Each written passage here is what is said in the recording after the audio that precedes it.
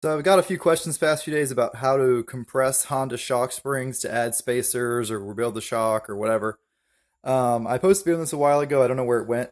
So this is the easiest slash ghettoest slash pretty safe slash way I would say to do this if you don't want to spend much money. Vise, the placement of the shock in the vise is pretty important. If you have clickers, a vise with the notches cut out works good because for the clickers in there to hold it real steady. You want to put your clicker at the bottom adjustment, right? Why fight it if it's maxed out? So that makes sense, right?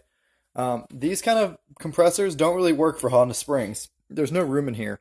You usually end up cracking this plastic piece if you do. So what I like to do is take a ratchet strap, hook it around the end of your vise, loop it up through the spring, or just tie a knot right here. If you don't really care about the strap, tie a knot, cut it off when you're done, or untie it. You can usually untie it. But I usually just loop it up, come back down, hook the hook down here, ratchet it, and then I do the same thing on the other side, right? Strap from here to here. Just for disassembling the shock, you really only need one.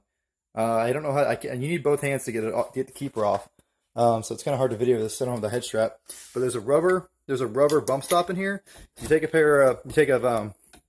flathead, pry that bump stop down, and the keeper will slide out, and then the shock's apart. I don't actually want to take the shock apart. I'm just making this video for you guys. But yeah, so it's real simple. Put the shock in the vise, put a strap on.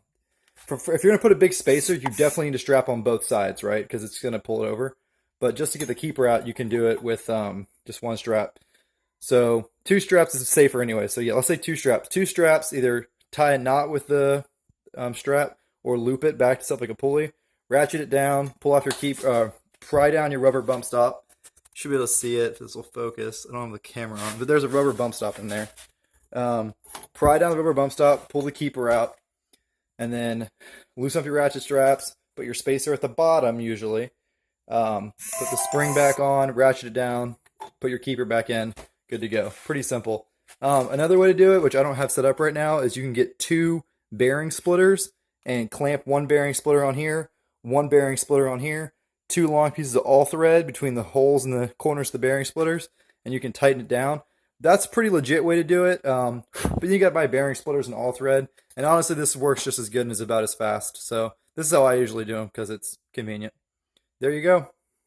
Oh yeah, and if you're worried about spacers or whatever, most Honda shocks, 1.5-inch PVC couplers with some 1.5-inch pipe in it is a nice spacer and works really good.